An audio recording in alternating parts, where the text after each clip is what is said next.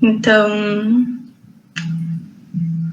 vamos começar um pouco relembrando também o conteúdo da aula passada, em que a Carol foi cancelada. Aí a gente fez aquela aula meio dinossauro, né? Tentando se complementar.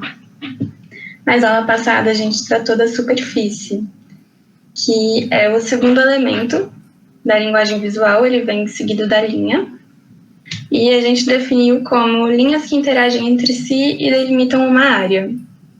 Mas o que é isso, né? Com essa foto aqui a gente pode exemplificar um pouco, que tem a linha que forma esse círculo e ela se fecha, ela é completa em si. Ela se conforma nessa unidade. Então, um exemplo de superfície aqui. A gente viu que tem superfícies geométricas, superfícies irregulares, e elas também variam muito em questão de configuração de espaço.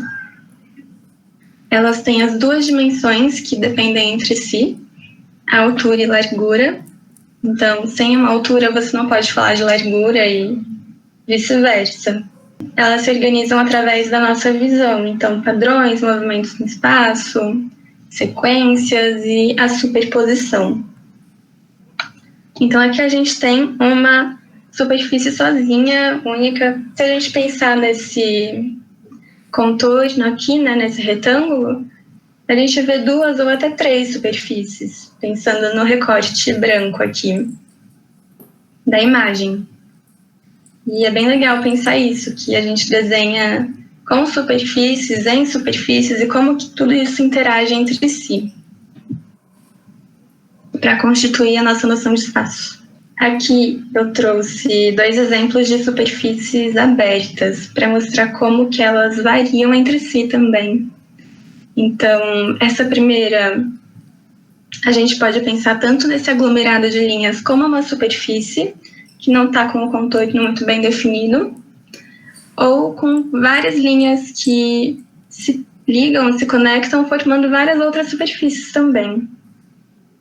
E a mesma coisa acontece na figura de baixo, em que a gente tem essa forma meio em leque, um leque espelhado, uma borboleta, não sei. Mas, ao mesmo tempo, a nossa visão também forma esse círculo aqui, por causa do contorno, delimitado pelo preto. E é legal a gente comparar essas duas fotos com essa aqui por uma questão de movimento ou falta dele. Que quando a gente estava falando das linhas, a gente falou muito sobre o movimento delas e o tempo que elas expressam. Quando a gente começa a falar da superfície, essa questão de movimento e tempo fica muito, muito sutil. Então, aqui nesse círculo, ele é uma figura estática que não mostra muito movimento e a gente pode até falar que ele é parado no tempo. Mas já aqui, elas são dinâmicas, elas estão toda hora se moldando conforme a gente percebe elas.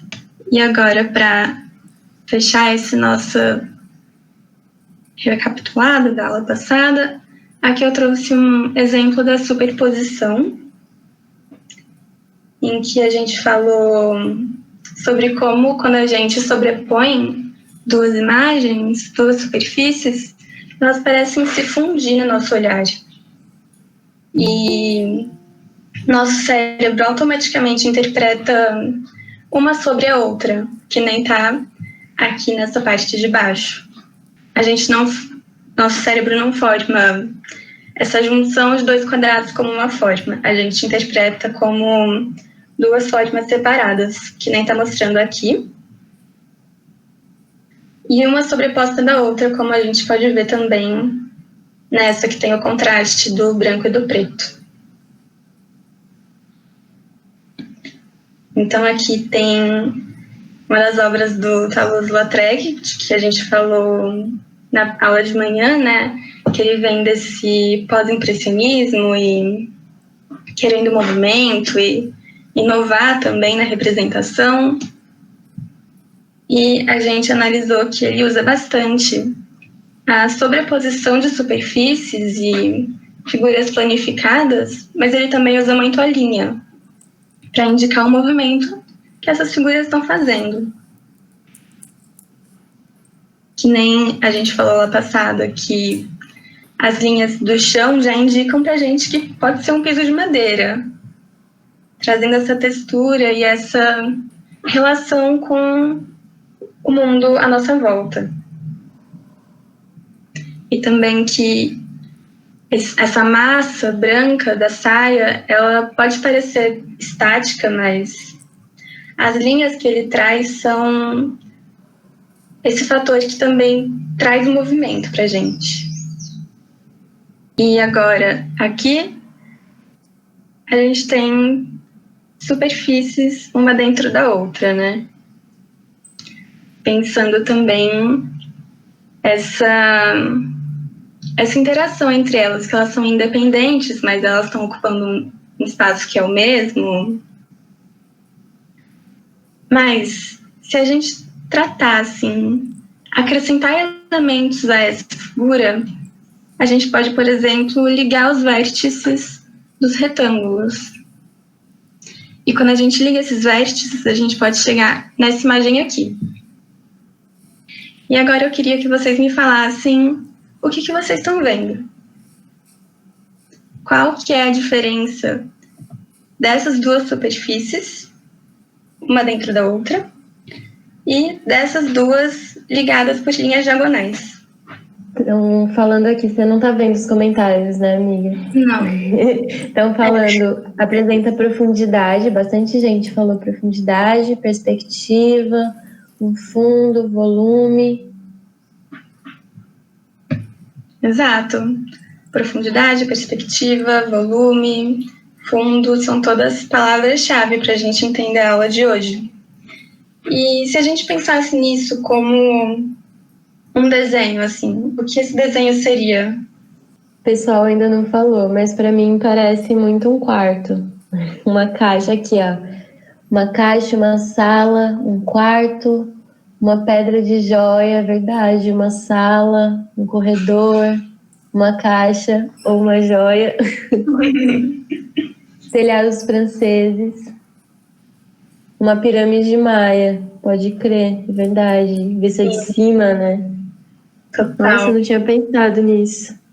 E é legal de pensar como, né, esses traços simples que a gente fez, a passagem disso para isso, provocou tantas percepções diferentes, né? E a gente não tem elementos o suficiente aqui para saber o que esse desenho seria caso a intenção dele fosse representar alguma coisa. E eu acho isso muito legal. É muito um exemplo de como o nosso cérebro tem a sua percepção única e cada pessoa percebe de uma forma. Da primeira vez que eu vi, eu pensei num túnel, assim, com uma luz no fundo, ou uma janela. Então, é muito, muito plural isso, e é bem legal. E essa questão que vocês levantaram nas primeiras falas, da profundidade, é exatamente sobre isso que a gente vai tratar hoje nessa aula. O tema dela é o volume. E a partir dessa passagem dessa figura para essa, a gente pode definir o volume como essa dinâmica entre as linhas e a superfície. Porque quando a gente junta essas duas superfícies e conecta elas com essas linhas, a gente tem essa sensação da profundidade, que vai ser a nossa terceira dimensão no desenho. Então, a gente tinha antes a altura e a largura, e uma não existia sem a outra. E agora a gente tem o terceiro elemento, que é a profundidade. E a profundidade também, a gente não pode falar dela sem antes pensar também numa altura e numa largura. E o que é muito importante da gente pensar é que os elementos da superfície da linha que a gente está usando agora e que estão trazendo essas sensações para a gente são as maneiras dinâmicas com que a gente pode tratar a superfície e a linha. Então, as superfícies estão sobrepostas uma em cima da outra, então elas estão interagindo entre si.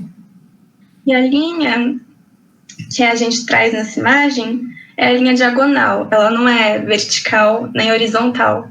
Então ela tem esse poder de direcionar o nosso olhar profundo da imagem. Digamos assim, fica claro? Dá para entender essa relação da dinâmica entre a linha e a superfície? Estou respondendo agora. Sim, falaram que sim. Sim, beleza. Então esse vai ser o nosso conceito de volume. Pensando principalmente nesse caráter dinâmico que ele tem. Então, aqui está escrito também as 3 dimensões. E como essas dimensões configuram o espaço e a nossa noção de tempo. É o que a gente vai tratar agora. Aqui eu quis também trazer uma outra conexão com a nossa aula passada, que a Carol falou sobre quando a gente desenhava um quadradinho em cima do outro, ligava as diagonais e pensava, nossa, eu sou o Michelangelo, eu sei desenhar perspectiva. É isso que eu quis trazer com essas 2 imagens aqui. De novo, quando a gente liga as superfícies com diagonais, a gente traz a sensação da profundidade. Aqui também exemplificando que a gente tem as 3 dimensões, né? Então, altura em amarelo, altura em laranja, largura em amarelo e profundidade em azul. E sobre como o nosso olhar pode ser desconstruído e planificado. Então, se a gente pensasse nesse cubo como um dado, a segunda imagem seria esse dado desconstruído, como se fosse um dadinho de papel que a gente desdobrou. E o que é legal de pensar é que aqui, na imagem da direita, a gente vê um cubo aberto, então é como se tivesse uma transparência nas superfícies que formam ele. E aqui é fechado, então ele é mais denso, como se ele fosse de um material sólido aqui, e nesse outro ele fosse de um material transparente ou não tivesse preenchido por nada. Agora a gente vai pensar um pouquinho nas dinâmicas espaciais do volume, pensando justamente que esses elementos da linguagem visual que a gente está tratando nessas aulas são formas do nosso olhar configurar o espaço. Então, o primeiro ponto. De novo, a gente tem 2 superfícies. Quando ligadas por 2 diagonais, além daqui elas estarem configurando outra superfície também, a gente fica sem essa noção do que está no fundo e o que está na frente. O que vocês percebem de primeira? Se vocês veem a imagem da direita para cima ou a da esquerda para frente? O pessoal disse que viu primeiro da esquerda e depois conseguiram ver o outro, que está dobrando. Eu vi a da direita primeiro. A Esther também. A Luísa também da direita. A Esther disse que só consegue ver da esquerda. É engraçado isso, né? Sim. Eu acho muito doido isso. Isso é o que a gente pode chamar da ambivalência dessa noção de profundidade do volume.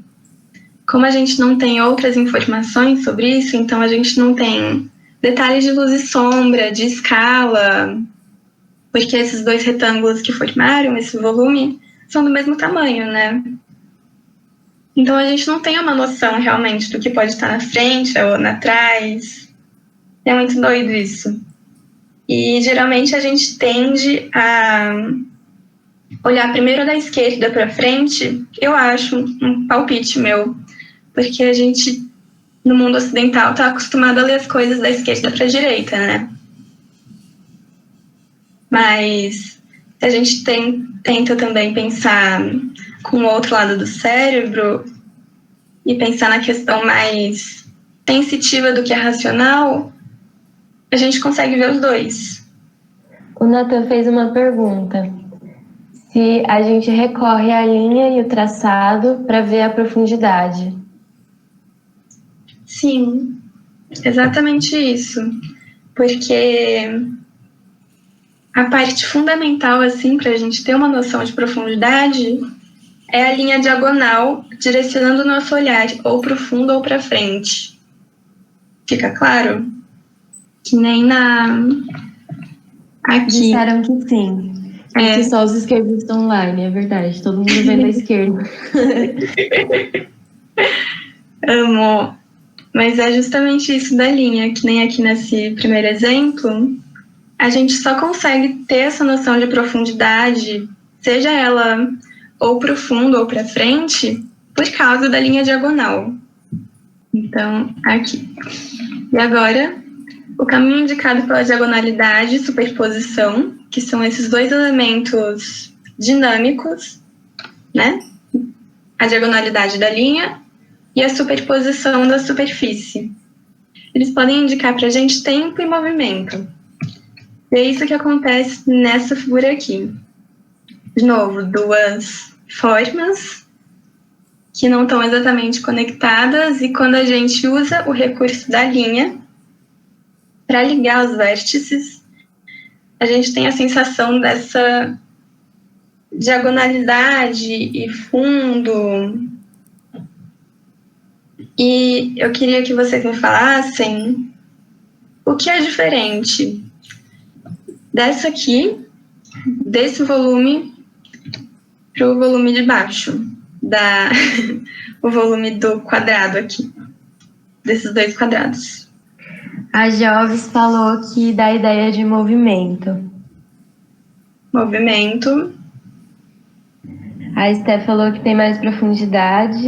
Movimento, profundidade. Marisa também falou de profundidade. Falaram que parece um trem também, essa segunda. Ideia de velocidade. O primeiro não parece estar em perspectiva porque os retângulos são do mesmo tamanho, disse Esther. Exatamente.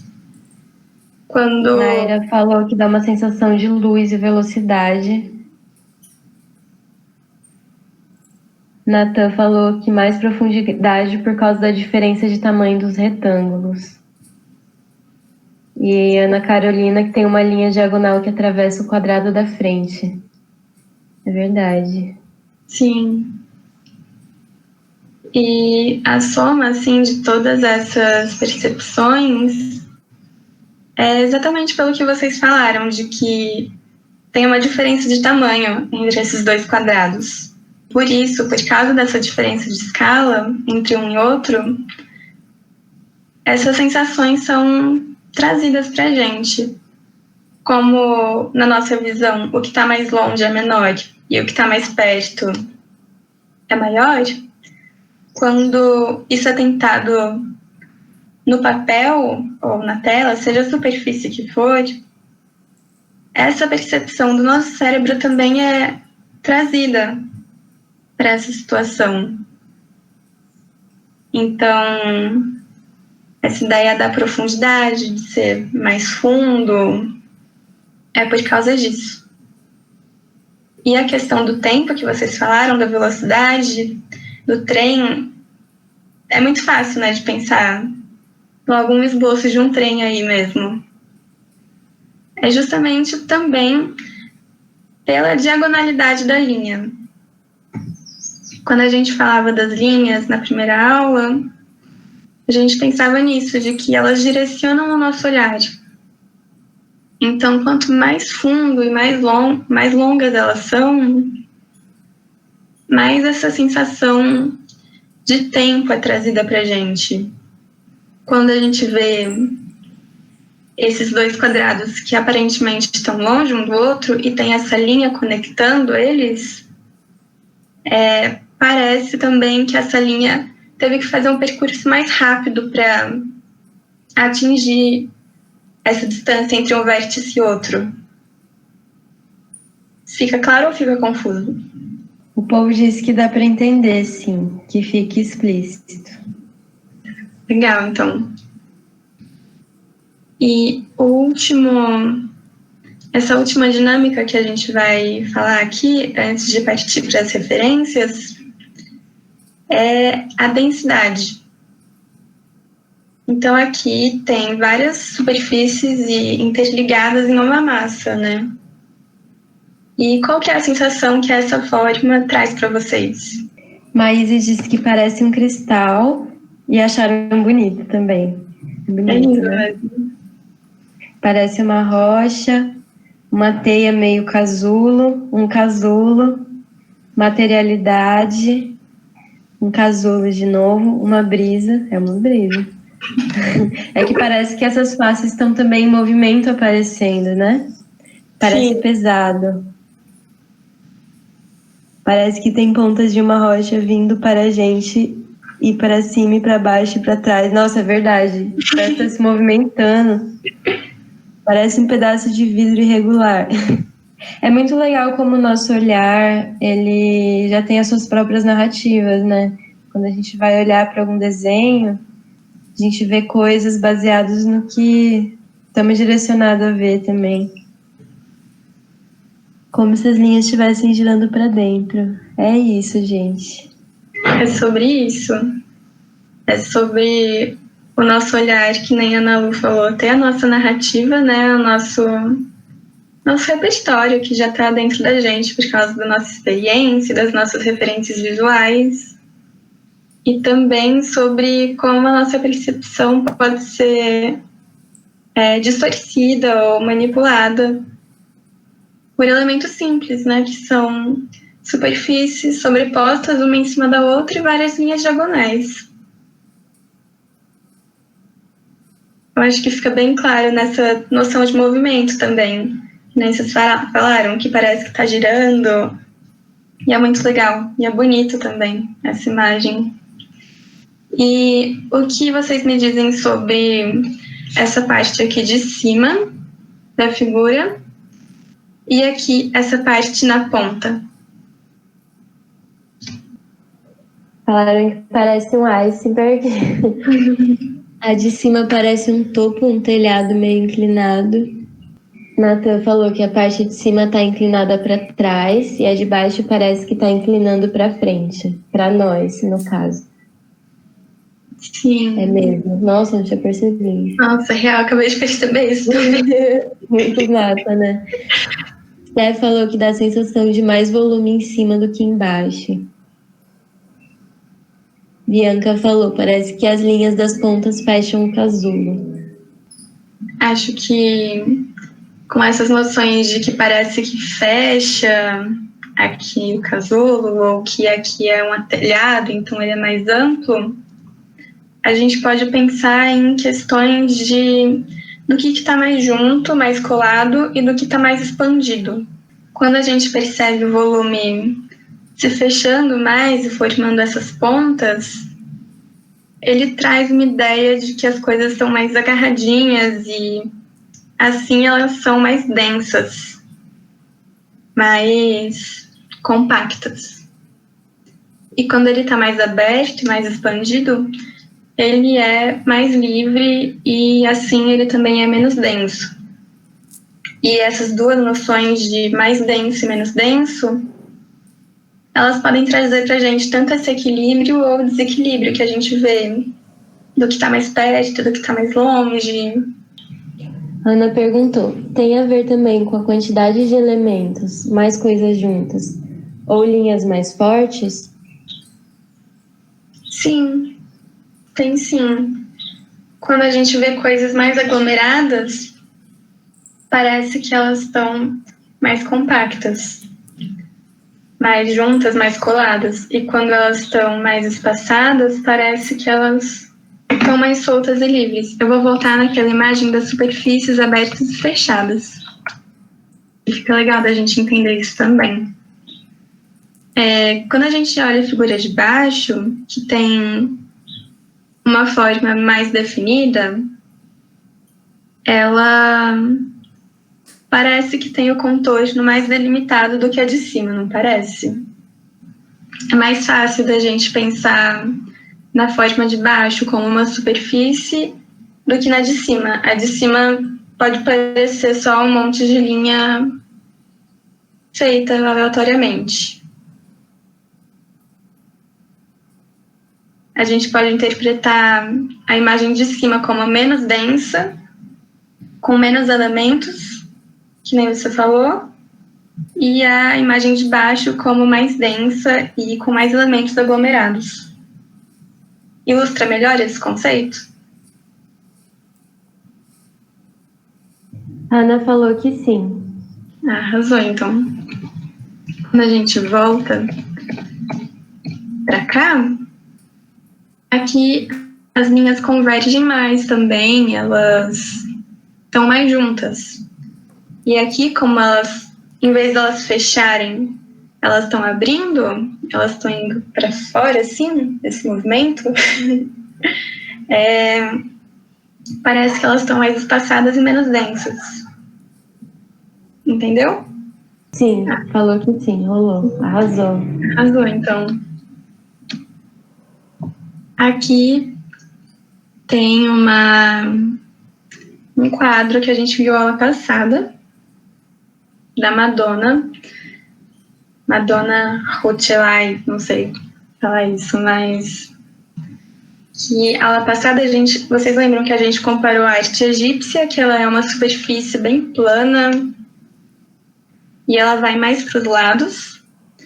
E quando a gente vê esses exemplos de arte católica, parece que eles vão numa direção meio que para cima, como se fosse para o céu.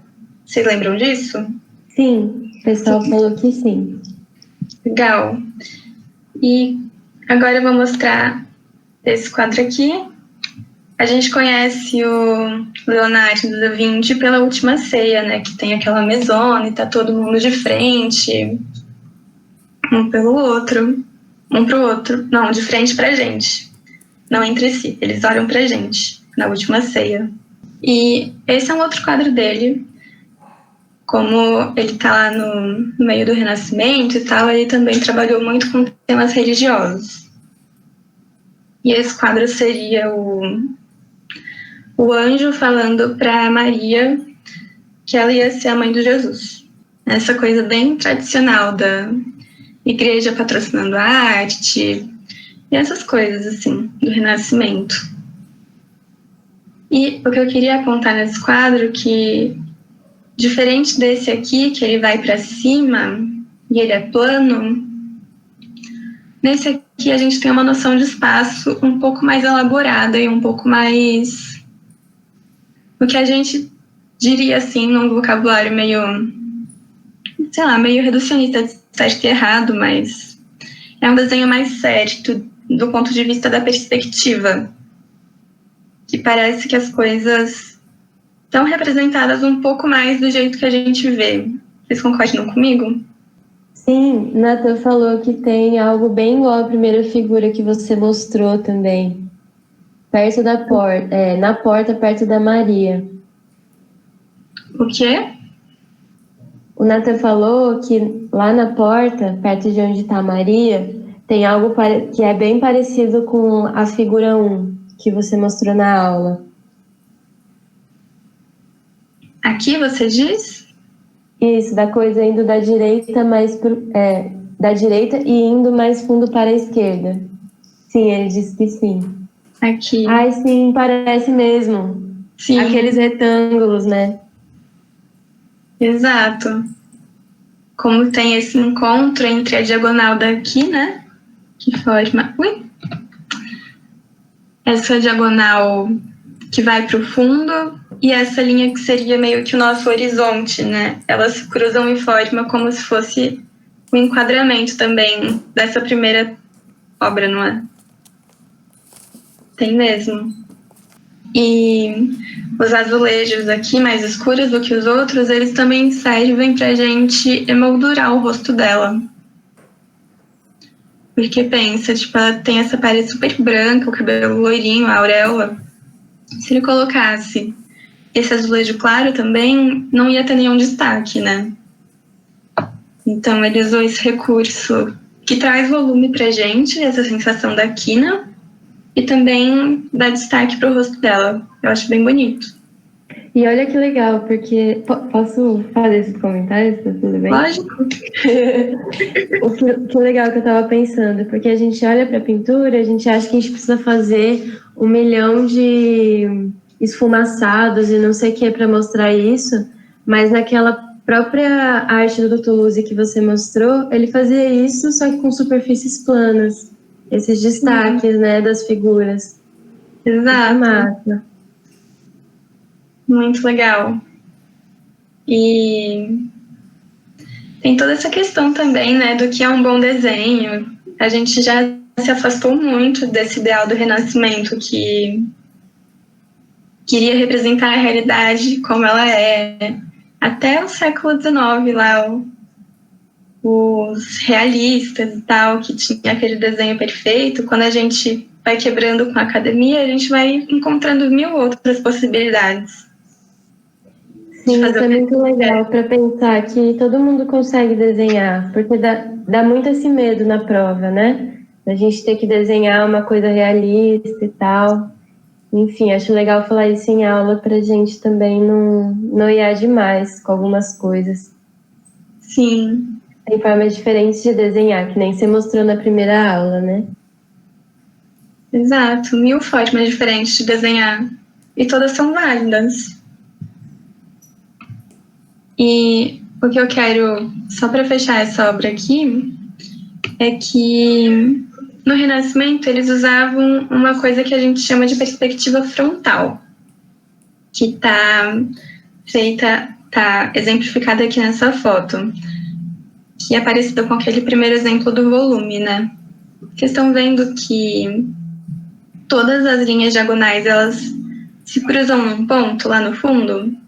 Esse ponto aqui a gente chama de ponto de fuga, que é o ponto que sim. Esse ponto é o que direciona o nosso olhar. A gente olha, a gente não sabe, assim, a gente não percebe, mas o nosso olhar está sendo direcionado para esse ponto em que todas as linhas se cruzam. E é legal de pensar que no Renascimento eles tinham esse ideal do antropocentrismo, que é o homem como centro do universo e exemplo de perfeição. Então faz muito sentido eles quererem essas cenas religiosas como se eles estivessem olhando em pé de igualdade para isso, sabe? Eu acho que faz muito sentido. Tenho uma dúvida.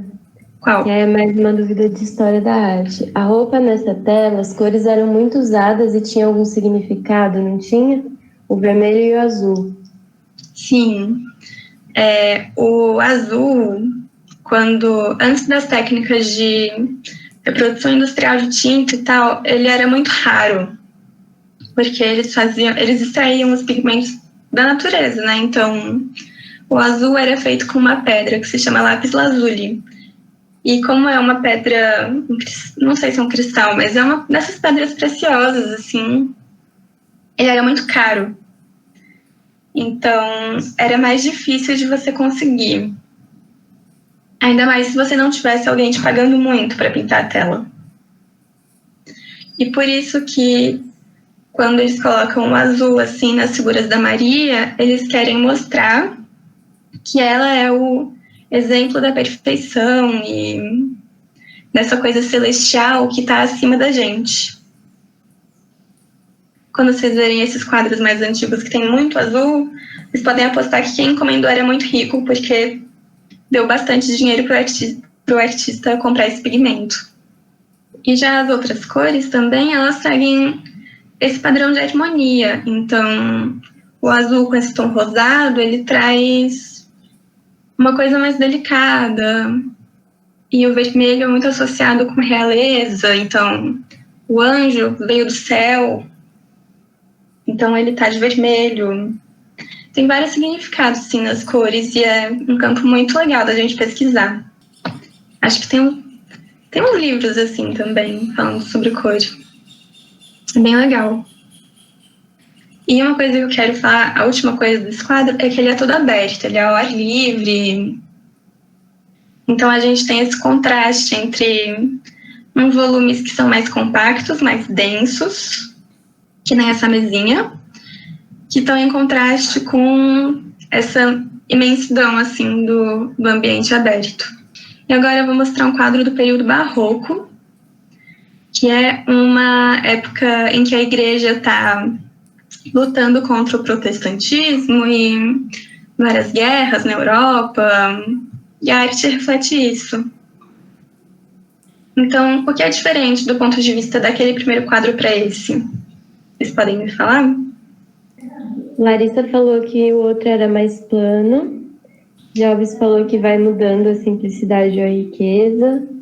O ponto de fuga não parece centralizado. Esse já tem um fundo. Esse tem bem mais profundidade. Isso, arrasaram. O primeiro comentário que eu vou fazer é sobre o ponto de fuga. Esse tipo de perspectiva, ele vai mais para a diagonal. Então, o ponto de fuga não está no centro da tela, que nem aquela outra lá. Ele está direcionado aqui. Então, esse seria o nosso padrão de visão dessa tela.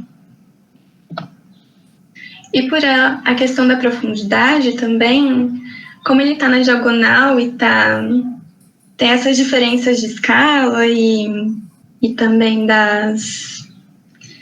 do movimento das figuras, e de que é uma coisa muito mais enclausurada, então as cores são escuras, não tem aquela plenitude. É uma coisa muito mais caótica que a gente tem bastante no barroco. Por isso que a gente tem essas sensações que são diferentes daquele primeiro quadro, que é mais pacífico, digamos assim. Aqui também tem vários outros elementos. Tem essa cena aqui na frente, que é das pessoas trabalhando. Tem a cena aqui, não sei se são anjos ou o que está acontecendo aqui, está tudo super confuso. E a mesa com os discípulos de Jesus, eles não estão olhando para frente, que nem a última ceia do Da Vinci, e eles estão de lado, eles estão nesse ângulo que conduz o nosso olhar para o fundo. Levantaram algumas dúvidas interessantes. Falaram que o ponto de fuga, bastante gente falou que está no Jesus, e que dá um pouco de nervoso não estar no centro. E aí a Esté perguntou, mas o ponto de fuga está no Jesus? Para mim parece que não.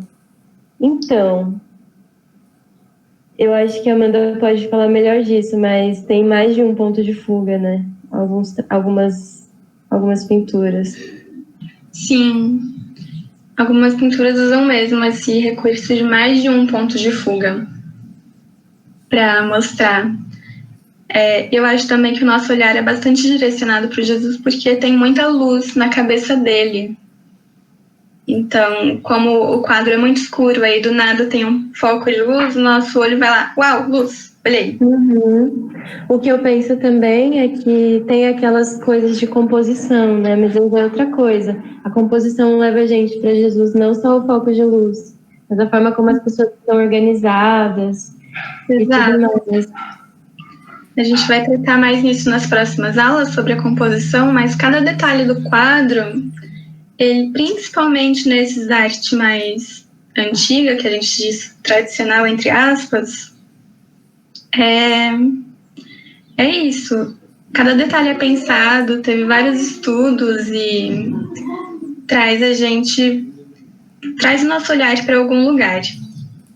Mas como a gente tem essa composição da linha aqui, da mesa, a gente pode dizer que o ponto de fuga vai para cá. Ele segue as linhas. Mas a gente pode trazer esse quadro também em outras aulas para discutir mais sobre a composição. Agora, o terceiro exemplo que a gente vai tratar é sobre essa gravura japonesa. A Isa tratou dela, acho que foi na aula da semana passada. Não dela, mas em específico, mas ela falou um pouco sobre a gravura japonesa, que é uma técnica bem específica de lá, bem complexa. E esse período em que essa gravura foi feita é o período em que o Japão está se abrindo para o resto do mundo. Então, esses intercâmbios culturais e de técnicas e de estilos é muito presente, principalmente nas próximas aulas que a gente vai ver. Agora e na aula da manhã também. Todos os artistas desse período do fim do século XIX e começo do XX, eles beberam muito dessa fonte japonesa. E se a gente comparar o primeiro quadro e o segundo com esse aqui, a perspectiva, como que ela funciona na cabeça de vocês? Como que vocês percebem esse quadro? Tem uma perspectiva, mas parece que houve um recorte. Como assim um recorte? Parece que tem várias perspectivas, não tem aquele fundo super explícito das outras. A questão da iluminação, que ela ajuda na profundidade, que é mais plano. Acho que é porque tem bastante superfície, né? Coisa. Como se tivesse uma profundidade, mas as extremidades foram tiradas. Por isso que acha que o fundo que tem um recorte na perspectiva. Pode crer. Eu acho que a gente pode tratar bastante das gravuras japonesas pensando na superfície, que elas têm muito essa questão do preenchimento das formas e de contornos bem definidos. Mas, de novo, como elas trabalham com bastante sobreposição, que nem vocês falaram, a sensação do volume vem bastante pra gente. E realmente... Agora que parece o quarto do Van Gogh. Que dá pra fazer um paralelo, né? Com a aula. Adivinharam minha aula, porque é a próxima imagem da aula. Fê, olha o spoiler, meu Deus. Spoiler. Mas exatamente isso. Das várias perspectivas, assim. Esse estilo de gravuras que foi desenvolvido no Japão, é importante ressaltar que a gente fala gravuras japonesas, mas cada artista tem seus estilos e temáticas próprias. A gente está falando aqui numa questão de... Tá generalizando um pouquinho aqui, mas pensando nessa questão do estilo, que tem bastante congruência entre eles.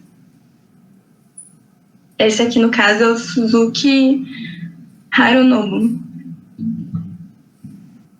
E por ter várias superposições que estão em posições diferentes, a gente tem realmente essa sensação de que tem várias perspectivas. E os planos também, eles estão sobrepostos e são direcionados por linhas. Eu acho que nessa gravura em especial, a nossa sensação de profundidade é muito, muito causada também pelo contraste entre essas linhas aqui do piso de madeira e essa linha que separa o chão da parede. Vocês concordam? Que tem essa sensação de quina, mesmo que a gente não veja o encontro delas. Estão falando que sim. Arrasou, então. E aqui é um esquema também de como que a gente pode ver perspectiva nesse estilo das gravuras japonesas. Parece que é meio de cima e que tem vários pontos de vista ao mesmo tempo. E é muito bonito. É bem... Eu sinto que elas trazem uma questão muito, muito íntima, muito ornamental e ritual, e é muito, muito lindo. E é tão lindo assim, tão maravilhoso, que a Europa bebeu tanto disso que a gente consegue ver nos exemplos mais célebres da arte europeia depois dessa ruptura com a academia. Que nem adivinharam o quarto do Van Gogh, que foi analisado hoje na primeira aula, né, que tem várias perspectivas em uma só, mas ao mesmo tempo tem essa questão da harmonia, então traz essa sensação de paz, de tranquilidade, que também deve muito às cores do Van Gogh. Um ponto importante que a gente vai tratar mais para frente também. Mas acho que é isso. Vocês conseguem ver assim esse paralelo entre esse quarto e o outro? Viram, né, que vocês adivinharam, mas eu acho que é isso. Agora o próximo é um quadro de uma artista portuguesa, Paula Rego. Esse quadro é de 1998, mas muitas histórias assim da arte enquadram ela no movimento expressionista, que eu acho que é a próxima aula do próximo sábado. Mas a gente não vai falar dela na aula, porque ela está em Portugal, ela não está em Paris, que eu sei, na Alemanha, perdão. Ela não está na Alemanha, que é lá aquele centro do expressionismo. E também pelo fato de que ela é uma mulher artista que a história da arte convencional geralmente não fala, né? Mas qual que é o volume principal? Essa construção do volume desse quadro, que é lindo e forte e maravilhoso. Eu amo a Paula Rego, gente, sou suspeita. O povo tá pensando ainda, tá? Por isso eu tô quietinha. Ai, tranquilo. Disseram que o vermelho chama atenção. O pano de fundo parece estar meio dobrado, mas o chão não tem muita sombra. Parece ser mais plano. Sim, realmente. Ela fez tudo isso em giz pastel, sim, gente. Giz pastel, gente. É isso, sabe? É uma série inteira que ela fez em pastel. Larissa disse a pose dela também. Meio inclinando. A pose dela. Sim, pensando na pose. Para onde que ela está inclinada?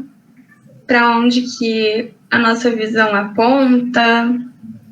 Pensando nisso, como que a gente tem essa sensação de tridimensional, mesmo que seja um quadro realmente muito plano? Que ela tá na diagonal. Uhum. E que a cama meio que dá o ângulo, o volume. Exatamente. Será que é uma cama? Pra mim era uma mesa. Eu também não sei se é uma cama ou uma mesa. Que brisa, né? Brisa de Parece uma maca, Carolina falou. Também. As formas geométricas não são muito explícitas e mais suavizado. Os pés da cadeira também parecem marcar um volume, entre aspas, transparente. Sim. É mesmo. É exatamente por isso que eu quis trazer esse quadro. Além de dar um exemplo, né? Acho que nas aulas de História da Arte a gente realmente acaba ficando muito nesse eixo europeu, branco e masculino, mas nessas aulas a gente pode trazer também outros exemplos da história da arte. Então é legal a gente conhecer, não só pela prova, mas também pela gente, né? E vocês apontaram exatamente o que eu queria que vocês percebessem, que é que ela está posicionada na diagonal e que a posição das cadeiras também contribui para essa construção de volume. Como elas são... Ai, aparece aqui esse negócio, né? Mas como elas são construídas por essas linhas que estão meio desalinhadas, e isso tudo acaba se complementando com essa construção de volume e do direcionamento do nosso olhar para ela. Vocês gostaram desse quadro, gente? Estão falando que amaram. Eu não conhecia também. Eu amei, cara. Nossa, muito incrível. Ela é incrível. Muito. Ela tá viva ainda. Sério? Ela tem 85 anos, gente. Uau, eu vou pesquisar sobre ela depois. Eu descobri ontem, procurando a legenda desse quadro, que tem um museu em Portugal dela. Se chama Casa de Memórias. E é isso, ela nasceu, tem 85 anos e trabalhou no meio, assim, de toda essa galera que a gente tá vendo também nas aulas de História da Arte. Legal pensar isso. Ela estudou em Paris um tempo. Bem legal, gente. E agora é a última referência da nossa aula de hoje. Quero que vocês me falem o que vocês veem nessa... aqui. O que é isso? Pacote de bolacha vazio. O fundo de uma embalagem. Sim, eu vi muito fundo de uma embalagem de café. Um fundo de leite, uma caixa de leite por dentro, parece uma embalagem de café. E outras pessoas, embalagem de pó de café. Uma embalagem vista de cima. Vontade de chorar que eu não consigo fazer nem plano no giz pastel. Eu também. Mas a gente começa a descobrir que cada pessoa tem as suas linguagens. Elas não se dividem tanto, as linguagens, né? É chato dividir, mas cada um se aproxima de algo e tá tudo bem. Sim. Bolacha maisena acabou, sim, muito triste, lágrimas. Triste. Isso. Agora eu quero que vocês imaginem essa foto na frente de vocês, mas não no tamanho de uma foto, tamanho de uma folha, do tamanho de uma parede, preenchendo uma parede inteira. Que sensação vocês acham que isso ia trazer para a pessoa que está na frente disso? Falaram que agonia, falaram uma bolacha do pacote. Eu ia me sentir uma bolacha do pacote. Aquele clipe do Eminem, não conheço essa rap.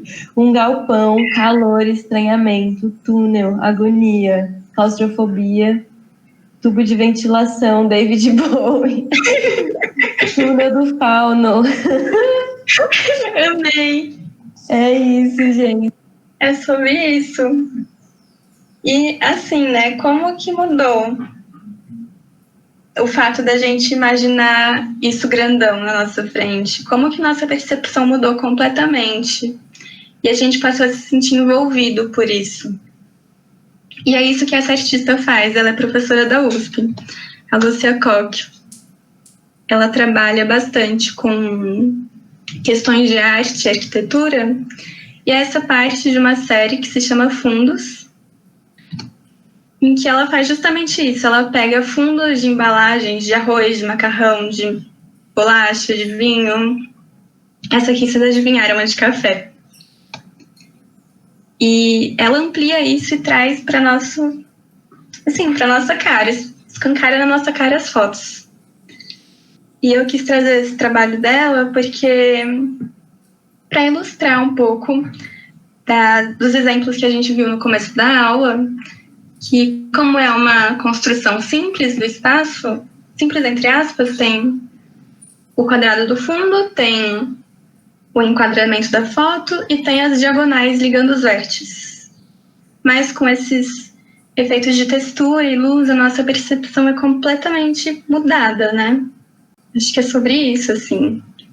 Sobre como o nosso cérebro pode interpretar as coisas de mil maneiras diferentes. E sobre como a gente pode interagir com as coisas também. E desse, vocês gostaram? O pessoal, no geral, falou que achou legal, que gostou, que dá agonia, queria ver ao vivo. Também queria. Deve ser doido. E são essas as referências que eu preparei para hoje. Comentários, dúvidas, qualquer coisa, falem comigo, com a gente, que a gente ainda tem, acho que esse espaço para conversar. Do que vocês gostaram mais? Esther ainda não superou o giz pastel, nem eu. Eu amei aquele desenho que parece um casulo e o giz pastel também insuperável. Adoro ficar discutindo o que parece e não parece em todas as obras. Paula Rego, gostei demais. Muito boa. Não sei, acho muito legal pensar que a textura define também o tamanho do espaço na nossa cabeça. Sim, real isso. A gente está falando de perspectivas com o uso das linhas retas e tal. Como funcionaria construir a perspectiva com círculos? Com círculos? Olha, o que eu posso falar é que quando a gente constrói a perspectiva, a nossa visão, assim, ela se fundamenta principalmente pela orientação da linha reta. Mas quando a gente constrói essa curva, o nosso olhar também vai pela sinuosidade delas, assim. O que várias pessoas, assim, eu já vi que usam para desenhar, inclusive, objetos em perspectiva, para ter essa noção de escala, né? Aqui está maior, aqui está menor. Primeiro eles fazem um cubo, um retângulo, assim, com volume, e a partir desse cubo eles vão desconstruindo essa forma e meio que esculpindo o desenho até chegar na forma que eles querem. Com linhas curvas e sinuosidade. Então eu acho que é sobre isso, assim, de que tem essa direção central, mas a gente pode moldar do jeito que a gente quiser. Falaram aqui em espiral também. Espiral. Seria bem legal também. Legal de pensar nisso, né? Uhum.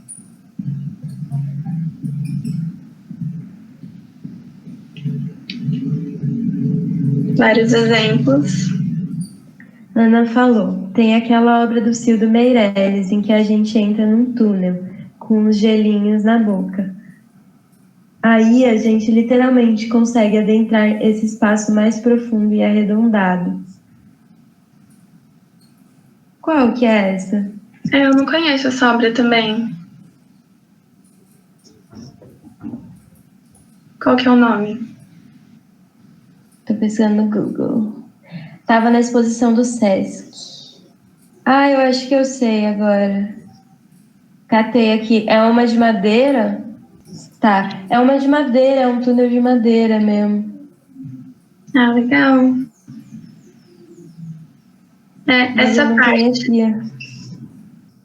Essa parte da tridimensionalidade da instalação mexe muito com a gente, né? Porque a gente está dentro do negócio, então uma sensação completamente nova. Ana falou que chama Entrevendo. Entrevendo. Legal. Eu amo esses trabalhos assim, de interagir. Eu também, eu acho que é tudo. E é um rolê, assim, que a arte contemporânea trouxe pra gente que é tão rico, né? A gente vai falar mais sobre isso mais pra frente também. Acho que sim. Posso parar pra tem mais uma pergunta? Acho que pode, amiga. Que é bom que você vê aqui os comentários. Depois a gente abre de novo. Esther falou, tô vendo aqui essa obra, mesmo sendo forma redonda. Não, agora você já tá vendo, né? Tô aqui no modo leitura. Secretárias. Mas acho legal a gente ler também. Já a gente saber do que a gente tá falando, sei lá. É sobre como eles usam as linhas retas para construir a profundidade. Eu acho que sem, escala e sem esse direcionamento do nosso olhar, a gente não consegue muito ter essa noção de profundo. Acaba ficando mais plano. Que nem no... Não sei. Acho que nem nos... eu esqueci o nome agora, mas é um quadro que a gente vai ver, acho que na aula de cubismo. Enfim. Depois eu lembro. Qualquer coisa eu mostro na próxima aula, mas... Mesmo com linhas curvas, a gente ainda constrói essa noção de reto na nossa cabeça. Algo que me faz pensar também em formas, por exemplo, vamos pensar agora na prática, né? Na prova e tal. Se tiver alguma coisa para fazer de observação, geralmente quando algo está mais ao fundo, uma possibilidade, que nem você já falou na aula da linha, então a gente está relembrando, né? Uma possibilidade é a gente fazer a linha mais fraquinha quando ela está no fundo, ou quando bate menos luz naquele lugar, e ela mais forte quando tá batendo mais luz. E aí isso também dá uma compensação e dá uma ideia de profundidade. Isso mesmo. Eu tenho um exemplo disso aqui. Dá para pensar também com aqueles quadros, né? Mas aí já é pintura. Aqueles do pontilhismo, quando as coisas estão mais ao fundo, elas estão menos nítidas. Nosso olho funciona assim também, né? É uma coisa que a gente... vou compartilhar de novo. Vou mostrar o quadro do Da Vinci de novo para falar disso. Boa. Vocês estão vendo? Sim, apareceu. Apareceu? Vamos pensar no fundo desse quadro. Aqui, nessa parte que eu tô passando o mouse, assim. Ele começa com cores bem sólidas e lá pro fundo vai ficando quase branco. Não fica? Isso era uma técnica que o Da Vinci usava, em que ele queria representar a atmosfera do jeito que ela era, perfeita, sem nenhum outro tipo de abstração além do que ele estava vendo. Então, conforme ele ia avançando assim na perspectiva e fazendo mais coisas do fundo, ele colocava camadas de azul, meio transparente assim, nessas partes que ficavam mais profundo. Aí ele ia construindo isso da cor ficando mais fraca e menos saturada. E a gente pode usar isso na linha. Quanto mais forte a linha, mais perto ela vai estar da gente. Quanto mais longe, mais fraquinha.